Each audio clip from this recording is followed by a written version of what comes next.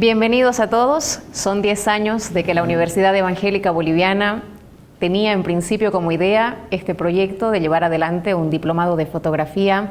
Hoy, con mucho orgullo, podemos decir que ha sido todo un éxito, con personalidades que nos han acompañado.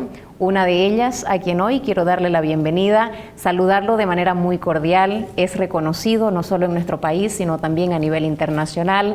Hablamos del señor Roberto Valcárcel, que nos acompaña esta mañana.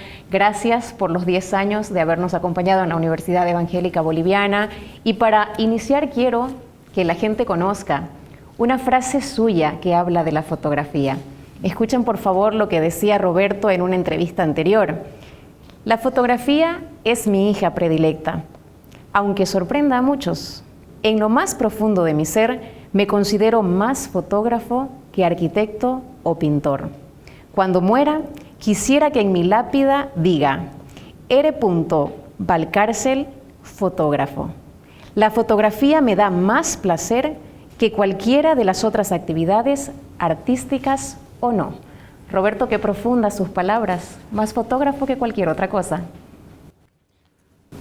Sí, mientras escucho esa frase, creo que me refería a que con la fotografía nunca he tenido que tener que ver con un cliente.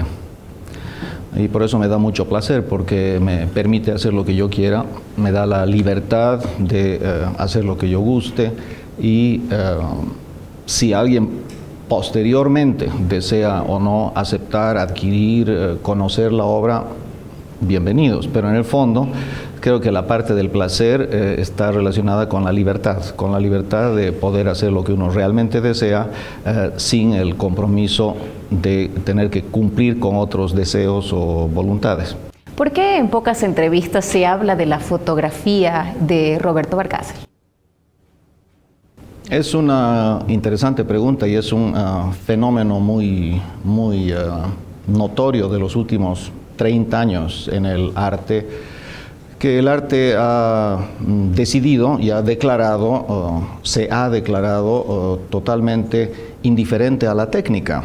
En ese sentido, al igual que no se habla del lápiz de Roberto Valcárcel o no se habla del pincel de Roberto Valcárcel, no se habla de la fotografía, porque las técnicas en el arte hoy en día han dejado de ser relevantes, han dejado de ser importantes, a tal punto que hay muchas expresiones artísticas que son realizadas con materiales y con manipulación de los materiales, valga decir técnicas totalmente únicas, raras y nuevas, inclusive indescriptibles. En ese momento casi que se vuelve imposible el catalogar o categorizar si es pintura, si es dibujo, o si es pelitos de axila colados en un jaboncillo húmedo, o si es una caquita de elefante. Ya no hay manera de denominar la gran libertad y diversidad de técnicas. En ese sentido, las técnicas clásicas han perdido su preponderancia, siendo que se las utiliza. Se sigue practicando todas las técnicas tradicionales, solo que ya no con el nombre y apellido ni con la etiqueta, porque las otras técnicas nuevas son inetiquetables y en ese momento ya toda la familia queda sin denominación. Es importante que la gente conozca también sus inicios. Hablemos por favor de esto, sus estudios, sus docentes, un viaje a Alemania y las experiencias que usted nos contará. Bueno, lo más importante es que yo nací como sietemesino en una clínica de abortos. Mi padre era arquitecto y estaba haciendo la refacción de una clínica en La Paz, en Miraflores, para un doctor alemán, el doctor Müller. Y resulta que cuando mi mamá me estaba esperando, el doctor le hacía el seguimiento a la futura madre, y en algún momento, cuando nací antes de tiempo, me llevaron pues de emergencia y nací en la clínica. Luego me enteré por muchas bocas de que esa clínica era famosa porque era donde se hacían abortos ilegales. Entonces resulta que yo soy nacido antes de tiempo y además en una clínica de aborto. Podría decirse que yo soy un aborto de la naturaleza. Ese es el inicio, si quieres saber. Ahí comenzó todo. A partir de eso pues esa situación de mi nacimiento hace que mi familia me vea como bicho raro, como diferente. No solo me vea, sino me lo diga.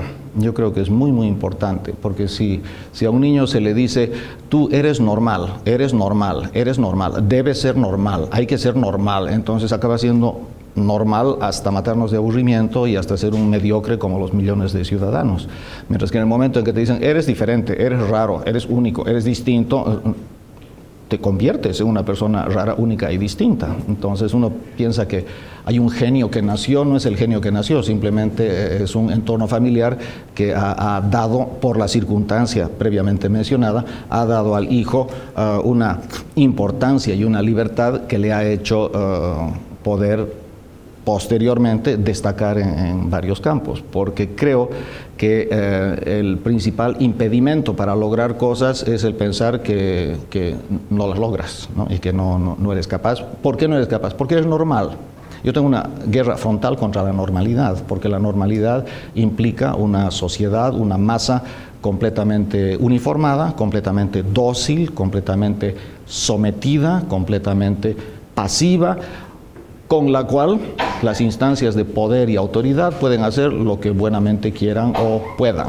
Y mi percepción del humano más bien es que el humano tiene que ser una persona que aproveche sus potenciales, que son absolutamente diferentes de una a otra persona. En ese momento yo soy un individualista, no porque yo me considere individuo, sino que yo considero a cada persona en el planeta y en el universo como individuos y no como tanto masa o grupo indeciso o informe, ¿no? Como las ovejitas o las abejitas o las hormiguitas que funcionan como tropa, como bollo. Eso en la sociedad boliviana yo lo noto muy marcadamente, ¿no? Esa uniformación es la que a mí como reacción me hace ver el mundo de un modo completamente distinto. Yo creo que lo principal para salir del bollo, del embrollo y de la patinadera en la cual estamos en este país y en este mundo es el que haya personas que se definan como diferentes, que se definan como que pueden proponer algo distinto a la masa y a la tropa. En ese momento va a haber progreso, va a haber verdadero cambio, porque mientras estemos como rebaño, seguramente el rebaño va a seguir con las reglas y las normas del rebaño. A partir de eso se fabrica toda mi comprensión de lo que es el arte, de lo que es la fotografía, de lo que es absolutamente todo, a partir de la idea de que el individuo es el que va a cambiar el mundo, no los rebaños. Yo quería, Roberto, hablar precisamente de estos cambios que usted habla, porque dice usted es el resultado del aborto de la naturaleza, se comporta distinto, reacciona distinto, hace arte de manera distinta a lo que de repente muchos artistas en nuestro país puedan desarrollar, pero los docentes que usted tuvo, la influencia que ellos tuvieron, ¿quiénes son y de qué manera influyen en Roberto? La verdad que el sueño americano, la idea de que cree y ten fe en tus sueños y se van a cumplir, porque si no tienes sueños y no tienes fe, no se van a cumplir, es mentira, yo no creo en eso. A mí me ha pasado montonera de cosas sin que yo quiera y sin que yo desee. He sido bueno y cumplido en lo que se me ha pedido y gracias a eso me han caído maravillas del cielo, pero no porque yo haya tenido sueños para cumplir. La idea de que se cumple el sueño creo que es un embuste. Debe haber 0,0005% de la población a la cual se le cumple el sueño y los demás van a estar con su zanahorita delante de la cara hasta que se mueran y no se les va a cumplir el sueño. Porque para que sucedan cosas maravillosas tienes que comenzar siendo vos, no solo el sueño, sino haciendo bien las cosas. Y yo he tenido la suerte de poder hacer bien las cosas desde niño. He sido cumplidito e intenso en las cosas. Y a partir de eso, en algún momento salgo bachiller, tengo nota 100 en todo y se me ofrece una beca para ir a estudiar. Se me ofrece. Yo nunca he tenido ese sueño. Me viene. Y en Alemania, pues en un entorno de una cultura sorprendente y de una internacionalidad, ¿no? En Europa, ahí claro, casi obligatoriamente uno se topa con gente muy interesante, ¿no? No es que uno haya soñado estar con ellas ni le hayan tocado especialmente, sino que es un ambiente en el cual hay gente muy humana y muy interesante y muy influyente y muy maravillosa y que de alguna manera te van marcando las cosas. De una manera u otra entro en contacto con un par de personalidades las cuales me han influido mucho. Pero lo principal que me ha influido es la lectura. Yo, poco amiguero, poco salidor, poco deportista, poco todo, muy lector. Y desde niño se me ha inculcado, y no diciendo, hijito, esto debes, sino más bien como regalo y como alegría, la cercanía, el amor y el cariño a los libros. Entonces yo a mis 10 añitos ya me había leído todo Julio Verne, todo Salgari, toda Agatha Christie y todos los grandes autores juveniles, digamos. Y a lo largo de mi vida he leído mucho de las cosas que yo consideraba interesantes de hurgar y de ver. Así que lo que más me ha moldeado, si queremos, es la lectura. Y no tanto así las personas. Las personas generan algún tipo de impacto, pero no en el sentido de que yo los quiera emular o los quiera imitar o los quiera endiosar. En absoluto, los considero como gente interesante que me ha acompañado un cierto tiempo, pero a los libros sí yo los endioso, porque han habido libros que me han realmente cambiado el modo de pensar, el modo de ver, el modo de entender el mundo, el modo de comprender las cosas. De manera que una de las personas que me ha influido mucho es un artista alemán, el cual se considera uno de los más importantes del siglo XX, muy importante, un gran artista, muy mediático, internacionalmente conocido. Los americanos lo admiran, los japoneses lo invitan a exponer en Tokio, etc. Es un artista mundial, ya falleció.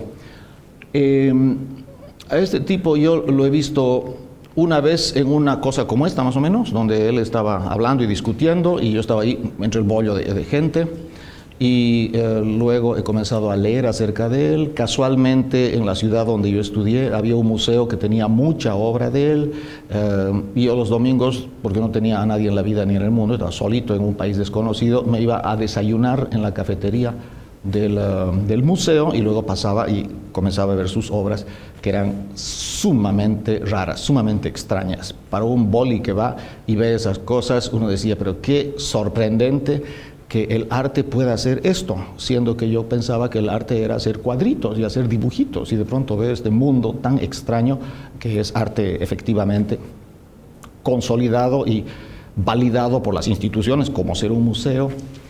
Bueno, el hombre se llama Beuys, Joseph Beuys, y es un tipo que influyó tremendamente en mi vida. Llegado un momento, ya tarde, en 1983, recibo una beca de refrescamiento, que le llaman, para volver a Alemania, y en esa oportunidad intento conocer a Beuys personalmente, con más cercanía. Y lamentablemente el señor ya estaba bastante enfermo, no consigo verlo. Sin embargo, él me escribe una carta dirigida a mí personalmente, o sea, le hablan de mí, y él me nombra como representante oficial de la Escuela Creativa Internacional Mundial, digamos, en Bolivia. Y él me dice que él cree en mí y me confiere la capacidad de transformación y la capacidad de motivación. O sea, a la vez él me está motivando tremendamente a continuar con una labor que no sea solo yo, ¿no? Yo me expreso, yo soy el artista, yo soy yo, sino también el mundo, ¿no? Eso lo he aprendido de él. Pero no era un maestro en el sentido de que yo pase clases con él, ni esté sentadito en su regazo escuchándole, sino que es una imagen que en momentos claves ha logrado un impacto, esa es la palabra, un impacto en mí, y ha hecho que yo comience a pensar de otro modo. No puedo entrar en detalle de la filosofía de este artista, pero baste un slogan, un lema que él tiene, que es muy simple: todo el mundo es artista. Y que en realidad cada uno de nosotros somos artistas.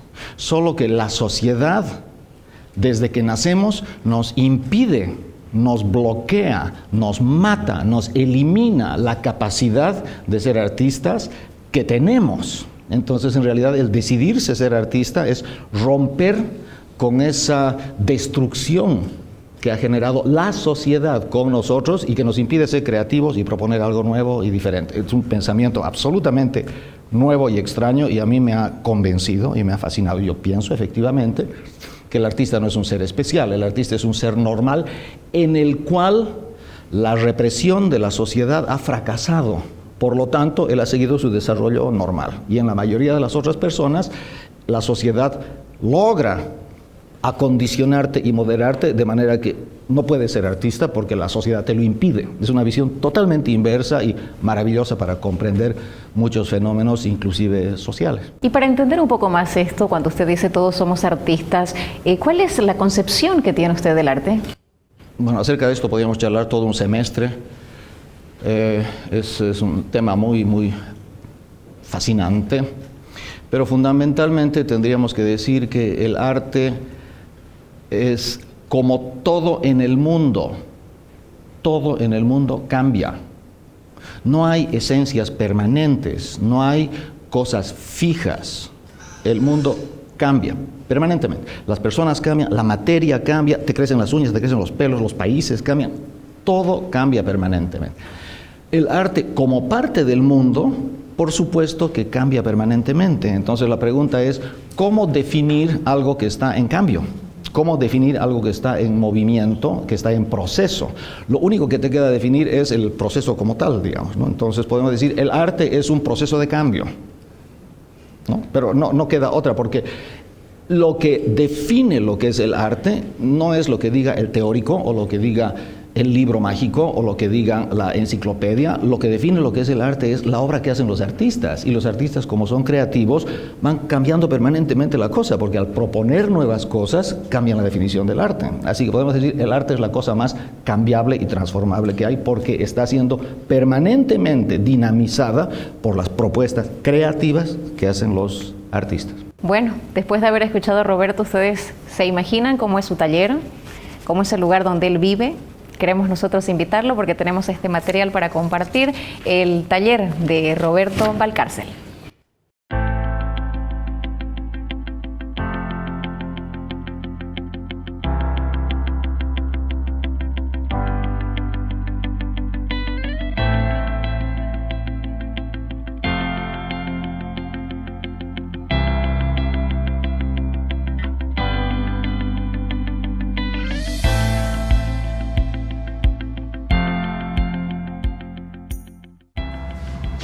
Bueno, esta es toda la sala, aquí es donde recibo gente. Estas son algunas obras que he colocado en la pared.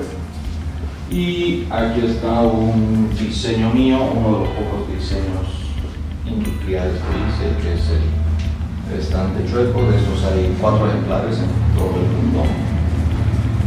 Luego estos son los frascos donde la gente puede tomar para tener distintas curas a la estupidez y a la envidia y demás.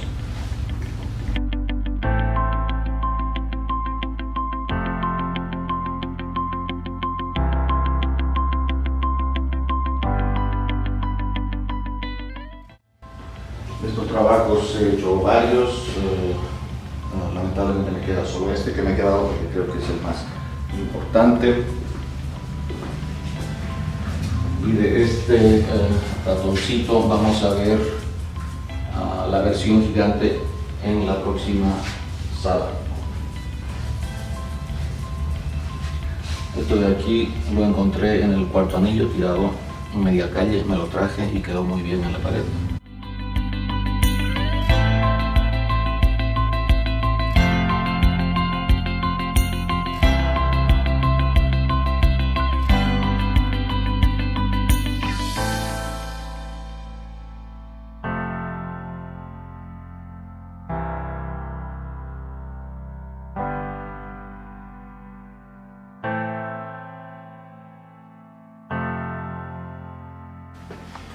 Esta es una de mis primeras obras que ha sido realizada en en madera, dibujo.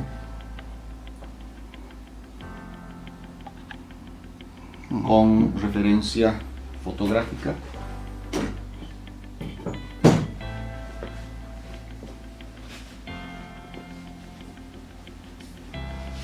Bueno, y en general toda la casa está llena de cosas porque van pues creciendo, entonces tengo cuadros, fotografías, trabajos de todo tipo, inclusive un par de obras inéditas como esta Bella Langosta, que es un homenaje a Salvador Dalí. Y esta es una parte de mi biblioteca donde tengo mi mesa de trabajo. Para comenzar, tengo aquí es donde más hago mi labor.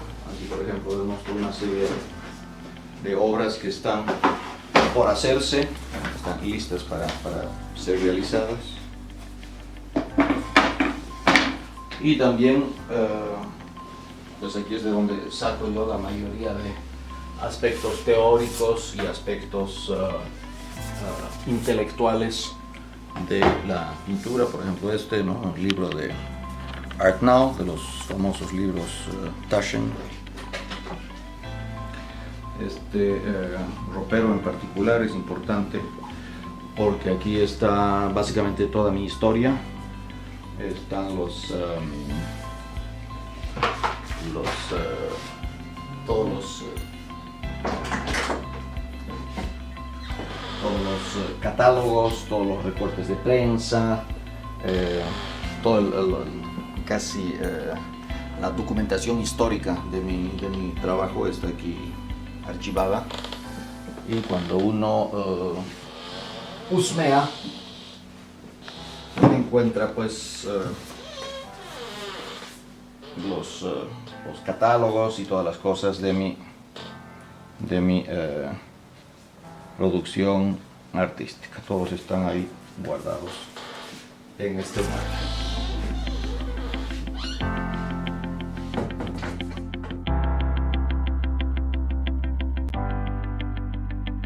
¿De qué manera la fotografía ayuda en un proceso creativo? Bueno, la fotografía es un registro inmediato de lo que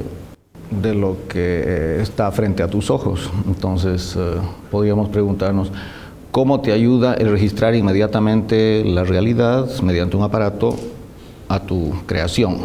Y es evidente que es fundamental eso, ¿no? En el sentido de que cualquier cosa que tú haces la puedes ir documentando en sus fases, puedes usar una referencia fotográfica para otra cosa, puedes hacer uniones entre fotografías, puedes partir de fotografía y hacer un dibujo o una pintura, o al revés, puedes hacer una pintura sin fotografía y luego la fotografías y ves en foto y en Photoshop cómo modificarla y luego regresas a la pintura, de manera que es una relación totalmente simbiótica entre arte tradicional, digamos, ¿no? Pintura, óleo, dibujo, lo que sea, y la fotografía. Están entreverados en el proceso creativo.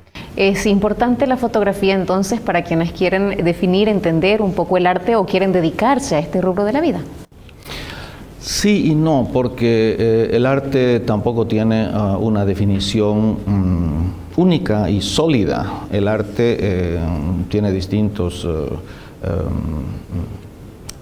ramas, digamos, y cada quien tiene su propia percepción del asunto. En ese sentido pueden haber maestros y alumnos y estudiantes, pupilos que estudian arte sin necesidad alguna de usar fotografía para nada, ¿no? Y pueden haber grupos de artistas que digan el usar fotografía es trampa porque es usar una máquina. Tú tienes que dibujar, pintar, colorear y presentar todo con tus manos desde punto cero hasta exponer la cosa.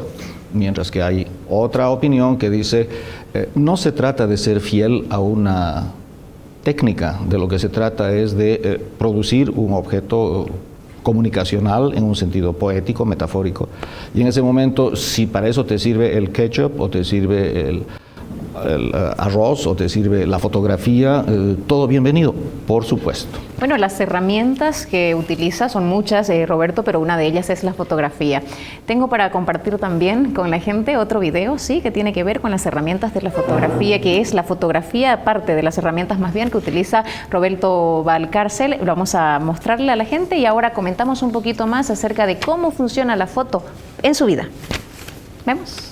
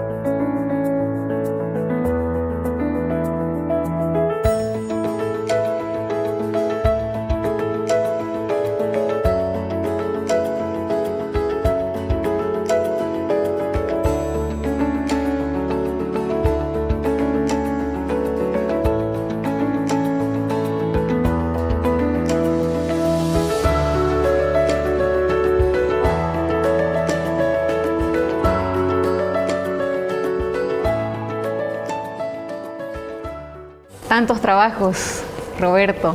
Hemos visto fotografía de protestas, hemos visto la fotografía en objetos, en madera, en calamina. Coméntenos, por favor, un poco acerca de estos trabajos. Las imágenes de protesta están pues en el contexto de la dictadura y de las dictaduras que hubo en Bolivia, comenzando con la de Banzer y continuando en la sucesión de dictaduras en los años 80. Entonces, claro, era una descripción de lo que uno ve normalmente. Vos salías a la calle y veías manifestaciones, gente gritando, pacos y demás, y eso se lo capta, se lo incluye en la obra.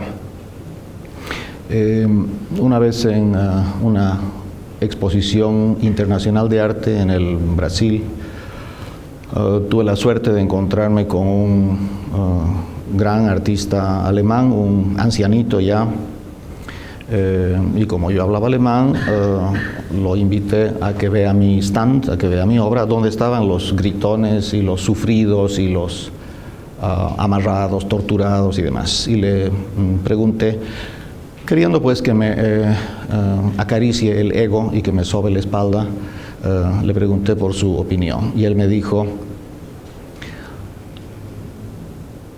el dolor y el sufrimiento humano no pueden ser mostrados de manera bella. A partir de eso, absolutamente dejé de hacer esas cosas y nunca más volví a hacerlas. El tipo me abrió los ojos con una frase. El mostrar el sufrimiento y la tortura mediante una obra que luego dicen, ¡ay, qué bella, ay, qué bonita! Estás en realidad embelleciendo la tortura. Y yo no me había dado cuenta de eso, y ese tipo con una frase así me puso en mi lugar. A partir de eso pasé a otro tema y a otros estilos y otras cosas. Hemos visto muchos trabajos. El trabajo final, la gente lo admira, lo aplaude, pero de repente poco conoce lo que hay detrás del artista, de la persona. Cuéntenos, por favor, acerca de este proceso para terminar una obra. La verdad que yo lo siento y lo percibo todo como algo tan simple, tan bonito, tan natural. Es como un juego para mí. Yo veo algo y digo, a ver, hagamos esto, estoy jugando. La mejor palabra que puedo usar para expresar es libertad, porque no hay método, no hay plan de trabajo, no hay un objetivo. Muchas personas dicen, yo sé lo que quiero expresar y sé lo que quiero hacer, pero no sé cómo darle forma. Inclusive he tenido alumnos que vienen a mí y me dicen, yo tengo clarito qué cuadros voy a pintar, pero quiero que me enseñe a pintarlos. Y yo le digo, lamentablemente mi experiencia no es esa, para nada. Yo no tengo un anteproyecto del cuadro en la cabeza y luego tengo que usar las manos para convertirlo en realidad. Mientras yo hago, la obra va saliendo con una facilidad y una soltura, y la obra sale como ella salga, digamos. O sea, no es que yo tengo un predeterminado, una meta o una cosa así, sino que simplemente va saliendo y sale bien, y a ratos hay que dejarla antes de que uno acabe de fregarla. Y el proceso en realidad es algo sumamente natural y sumamente libre. Precisamente, y se darán cuenta la palabra, ¿no? Libre, porque yo creo que cuando estás limitado, cuando estás constreñido, cuando tienes deberes, obligaciones, reglamentos, normas, etcétera, difícilmente vas a crear obras así. Seguramente te van a salir cosas muy tiesas, estructuradas, rígidas, y se va a notar en la forma y en la imagen, se nota que está hecho eso casi a la fuerza, ¿no? Mientras que la soltura, digamos, es una de las cosas que más disfruto y más caracterizan a mi producción artística. Yo hablaba de este procedimiento y le consultaba acerca del mismo por la utilización de la fotografía como herramienta.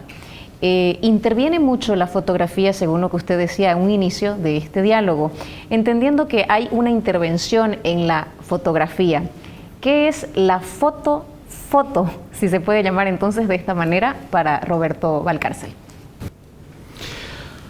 Sí, he estado pensando al respecto y no sé, porque es como que a usted le pregunte, ¿qué es el dibujo? ¿quién define eso? ¿Quién determina eso? El dibujo puro será así, lo lápiz con lo papel y solo eso, y si borro sigue siendo, y si uso cartón sigue siendo.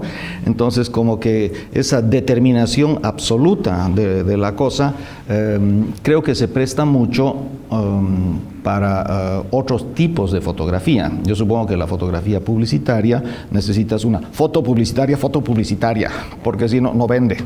¿No? Mientras que en la fotografía artística no es de vida o muerte, sino que es una elección procesual.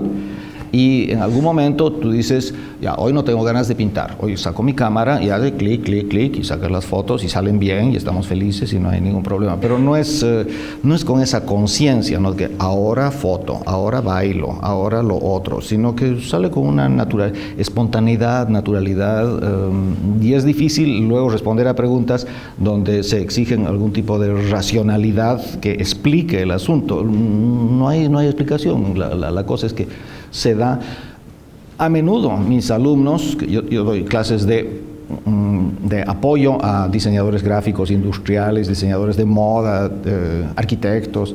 Mis alumnos me preguntan, profe, ¿y la arquitectura es arte? También, y el diseño gráfico es arte también. Yo intuyo que ellos quieren subirse al tranvía del arte porque ser artista es pues, chic, ¿no? Es nice, es cool, está de moda, entonces claro, todos quieren subirse al y yo les digo, no, porque cuando vos haces un diseño, estás cumpliendo una función social, vos estás haciendo algo para responder a una demanda de un concomitente, de un cliente, y tienes que resolver ese problema. Ahora, los factores estéticos o creativos que entren en eso son elementos, pero el resultado tiene que ser algo que funcione como casa, como auto, como publicidad, ¿no? Entonces, yo creo que en la publicidad sí se necesitan fotos con todo el rigor, digamos, de la fotografía pura, en ese sentido que la fotografía tiene que comunicar cosas para que la gente compre, o servicios, o mercadería, etcétera. Mientras que en el arte, como la única condición es que tú muestres otredad, muestres alteridad, muestres alternativas a la realidad, ahí ese dictamen del cliente no hay. El único dictamen es no te repitas. Porque si te repites, chao. Entonces en ese momento tú la fotografía la usas, la desusas, le intervienes, haces foto, no haces foto, como que da lo mismo, no hay ese rigor necesario. Este diálogo está hecho para que conozcamos un poco más de Roberto, y por eso es que nuevamente vamos a compartir con la gente que está presente y quienes nos están observando las exposiciones de fotografías de Roberto Valcárcel. Veamos, por favor.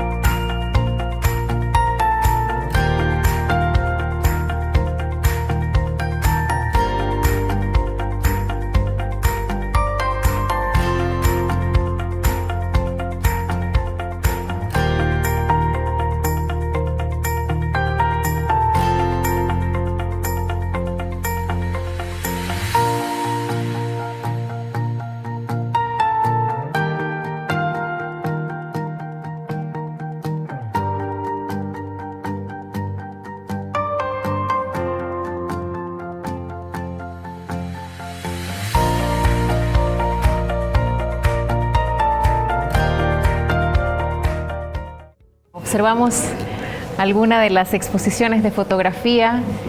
¿Cuáles son de las fotos más extrañas que ha exhibido o que ha tomado, Roberto? Creo que en general en Bolivia no hay conocimiento, ni sensibilidad, ni interés por la fotografía abstracta, la fotografía que no representa nada. Se concibe la fotografía siempre en función descriptiva de la realidad.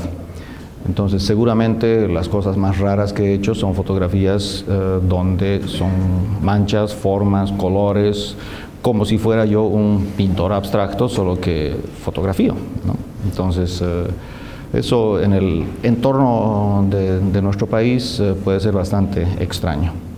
Pero de obras en general, la más extraña que hice fue en una importante galería en el Prado, en la ciudad de La Paz, que llevé una tablita de pino blanco, de esta altura más o menos, la apoyé contra la pared de la galería, un poco inclinada, agarré mi spray negro y chisgueté, se formó un halo y chorró todo y manchó la alfombra y se quedó así, y esa fue la obra. Qué bueno. Las fotografías que hemos visto, o por lo menos las que se exhiben, no son fotografías periodísticas, informativas, tampoco de publicidad. Podemos ver de repente una fotografía más poética, más expresiva. ¿Qué funciones lingüísticas necesitamos para poder elaborar este tipo de fotografías? Es difícil transmitir o hablar al respecto, pero cada vez estoy siendo más impaciente y más agresivo con los alumnos. Por ejemplo, en últimas clases de fotografía que estoy dando en pregrado, a los alumnos les digo: decreto supremo, no pongan la figurita al medio; decreto supremo, no tiren las cositas a las esquinas; decreto supremo, prohibido hacer simetría. Estoy como así ya cada vez más histérico, porque la gente como que la foto siempre al centro, a la misma altura, así, y así es imposible. Si obedeces esas normas, esas reglas, es imposible hacer algo novedoso. Entonces, medio que ya torciéndoles el codo, estoy diciendo: no hagan lo normal, y así va a aparecer lo interesante. La gente quiere hacer algo normal e interesante a la vez, no sucede. Ahora, dicta cursos acerca de procesos creativos que no precisamente están solamente en personas que podemos de alguna manera llamarla, entre comillas, artistas, o que creen o que tienen función de artistas. Se dicta para un funcionario público, entre otras personas que también pueden dictar estos cursos o pasar estos cursos creativos. ¿La creatividad es exclusiva para ciertos sectores o no, y por qué? Uno de los principales malentendidos que hay en la cultura, y creo que hay razones para eso, hay razones para que se malentienda la cosa. Uno de los principales malentendidos es que la creatividad es algo especial. La creatividad no es nada especial. Y ahí entra el fantasma de Beuys indicándome: todos son artistas, todo humano, y eso no lo dice Beuys, sino también los psicólogos, todo humano tiene una función cerebral que se denomina creatividad, por el hecho de ser humano. Al revés, lo que nos diferencia de las moscas, las ovejas y los toborochis es que podemos generar nuevos pensamientos. Las abejitas y los castorcitos no pueden generar nuevos pensamientos, ellos viven codificados. Nosotros no, el ser humano tiene una absoluta libertad de producir nuevas lecturas, nuevas interpretaciones, nuevos productos, nuevas comprensiones de la realidad. Eso es una característica antropológica del ser humano.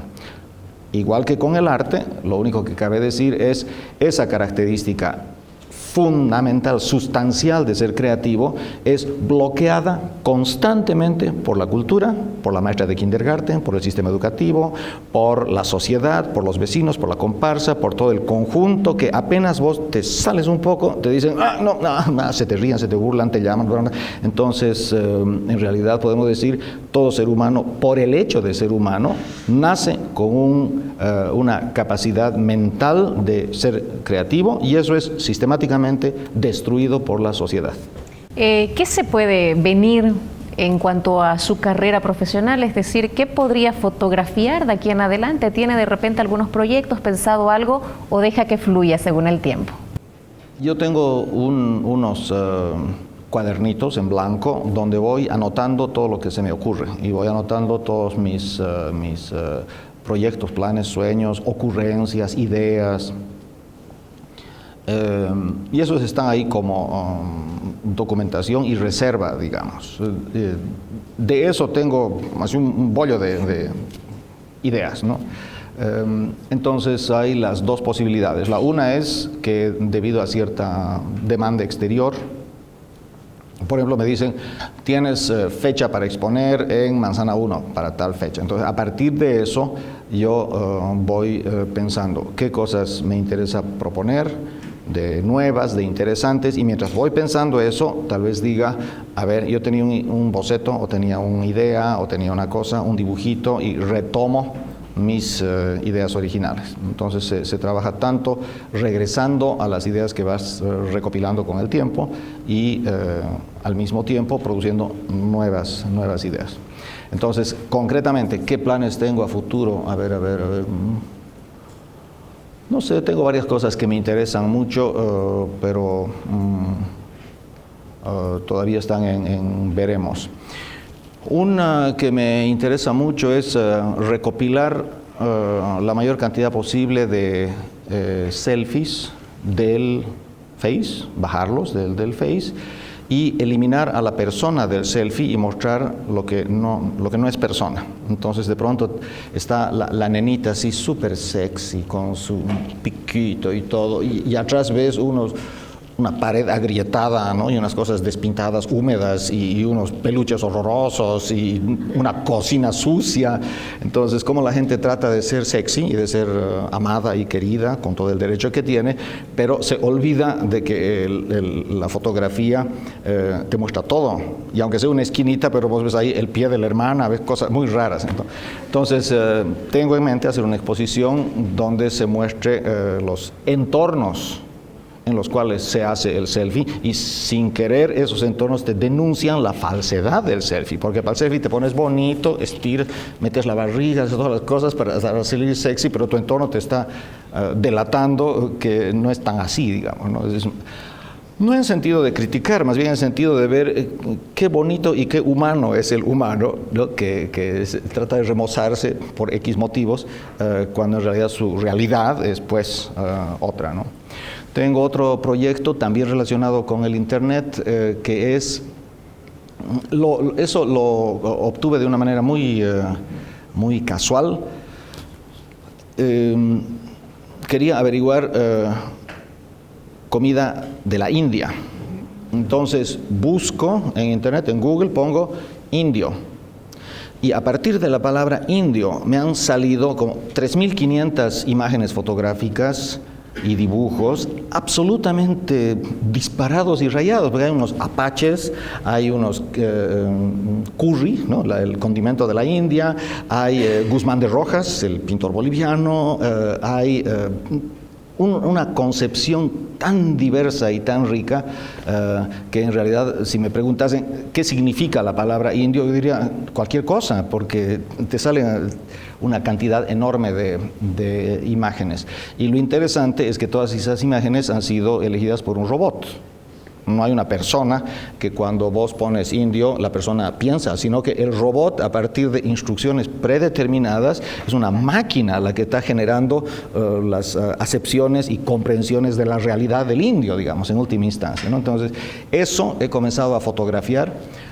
Saco una toma de pantalla y voy haciendo scrolling, voy siguiendo la imagen y acabo con unas tiras de 3, 4, 5 metros de largo, donde hay millones de acepciones, comprensiones, interpretaciones, lecturas de lo que puede ser indio. Entonces es un cuestionamiento de la validez del lenguaje en relación a las imágenes que te propone una máquina en la nube. Es alucinante, digamos, ¿no?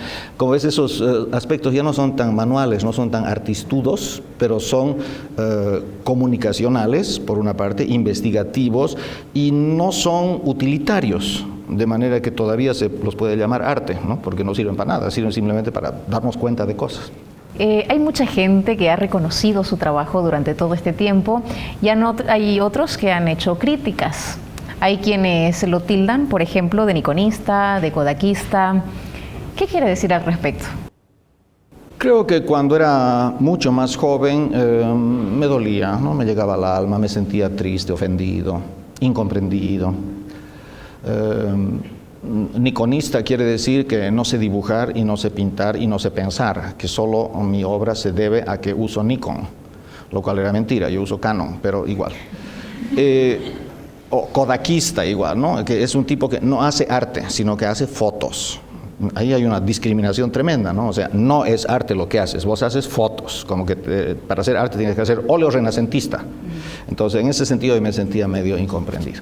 Pero luego me acordé de una frase de Cervantes Saavedra en El Quijote, que le dice: tranquilo, Sancho, cuando ladran los perros, sigue caminando.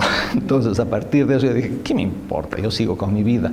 Y con el tiempo se ha demostrado efectivamente que todas las celebridades de provincia que me tildaron de eso, ahora son absolutos anónimos y desconocidos, y soy yo el que está siendo entrevistado y exponiendo y haciendo libros de arte y demás. Entonces, con el tiempo adquiero un reconocimiento por los hechos y por mi, casi digo, testarudez e insistencia, ¿no? Porque le metes.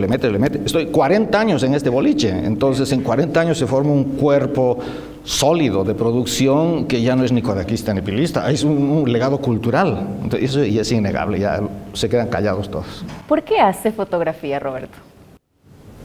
Desde siempre.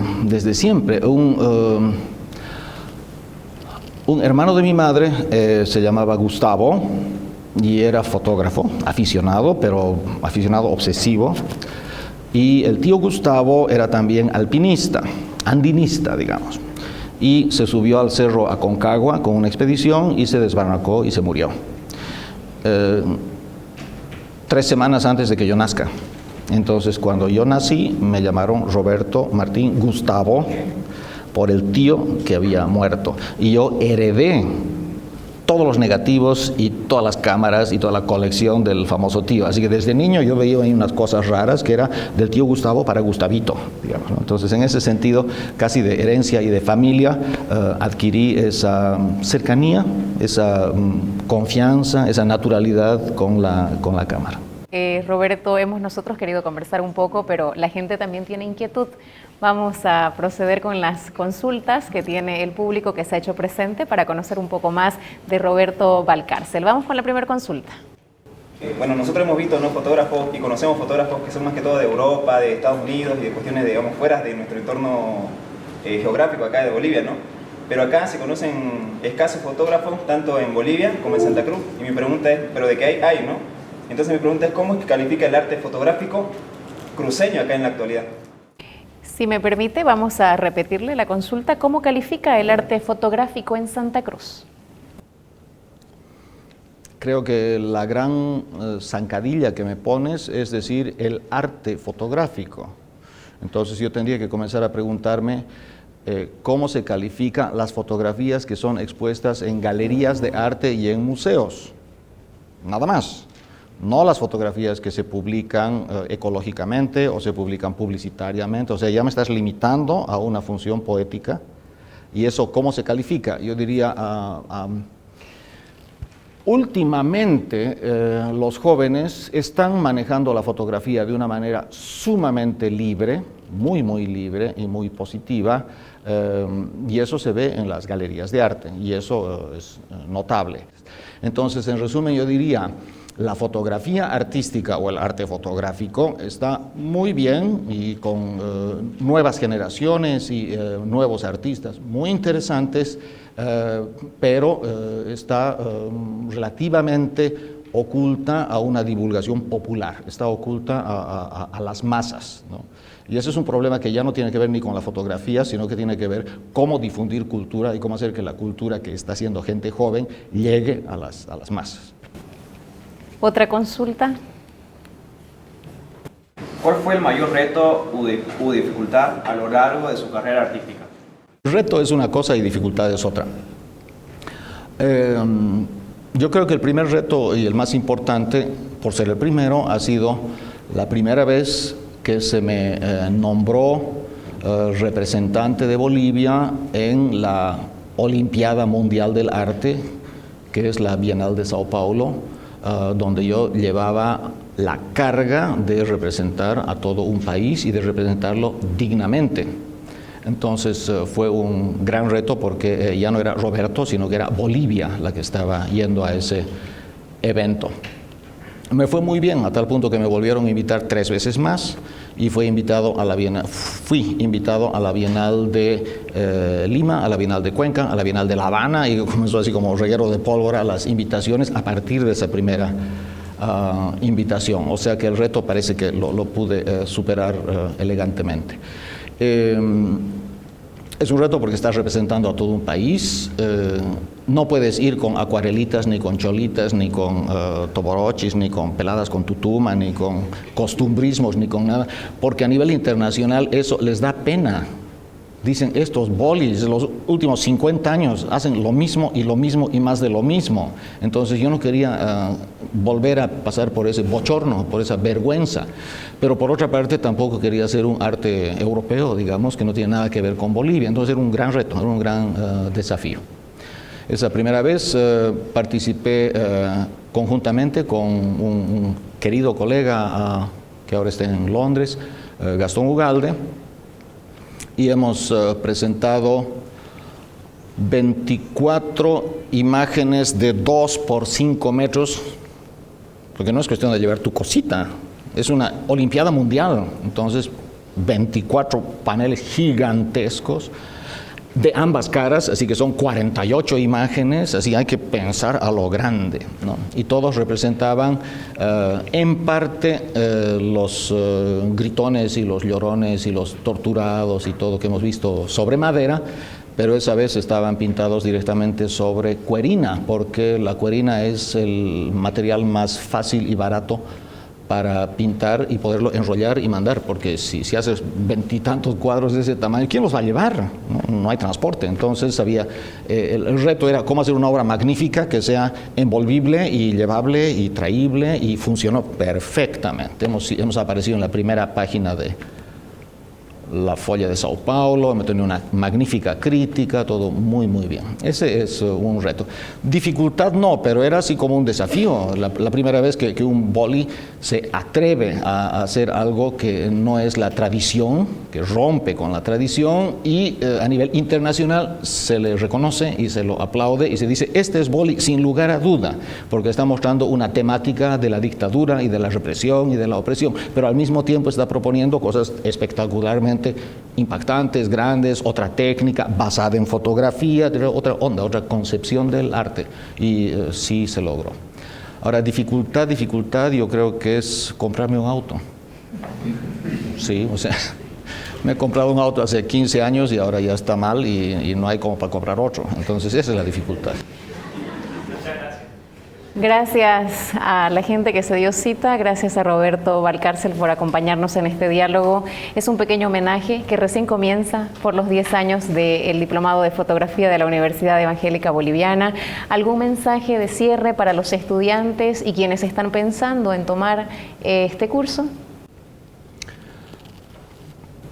A ver, me voy a inventar. Primer mensaje, no aburras a la gente. Al reiterar, al repetir, al machacar lo mismo, al hacer lo que todos hacen, estás aburriendo al planeta. No aburras a la gente. Ese es uno importante. Y otro importante es diviértete. Yo creo que tenemos muy poca capacidad de divertirnos. Está separado. Tenemos así, ahora trabajo duro, y luego ahora me emborracho, y luego me divierto. Es así como que nuestra vida está disociada.